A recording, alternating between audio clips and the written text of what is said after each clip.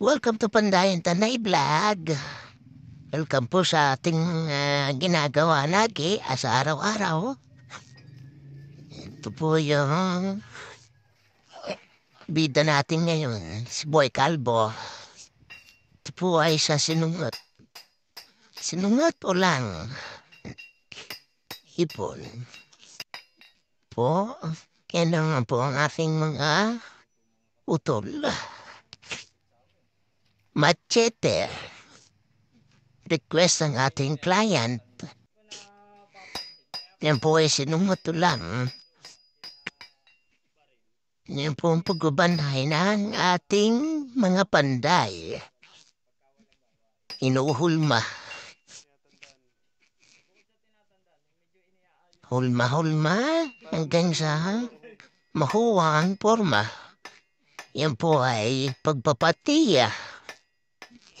Yan po yung tinatawag kong gawi. Kung kanan or kaliwa. Yan po ay kanan po yan. Yan po, nagpapatiya na po ang utol ko. Nang sinungot ko lang na 15 inches ang haba. Yan, pasensya na po kayo sa pupukan namin. Baka naman, mag-donate. Yan na po yung dalawa namin ginawa ngayon maghapon. Yan po ay isang binakuko.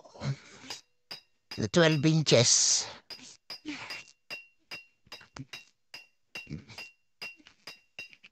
Kung kasama ng tatlo.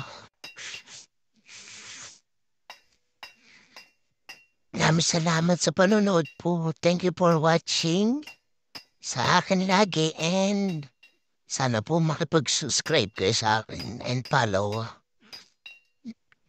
And like na rin po. Maraming salamat po. Yan po ang pagpapatiyan ng binakuko. Kanan gawi. Diyan po nakikita natin kung paano hulmahin ang talim ng ating binakuko. Tuloy-tuloy lang po ang ating pagtatrabaho hanggang sa ating makuha na ang ating pangarap. Yan po yung dalawa namin ginawa ngayon. At pangatlo po yan, binukuko na yan. Ganyan po kahirap gawin ng isang itak.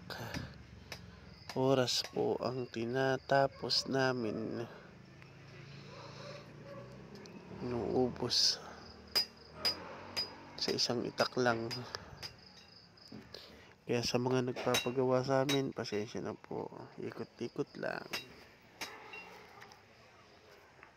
Sa hindi pa namin nagagawa, pasensya, sorry, at maraming salamat pa rin. At gagawin pa rin namin ang aming mga dapat gawin, yung mga request nyo.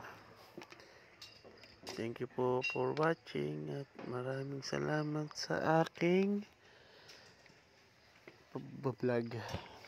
Pasensya na po kayo sa aking mga vlog at sana pakisuportahan po at malaking tulong po yan sa amin.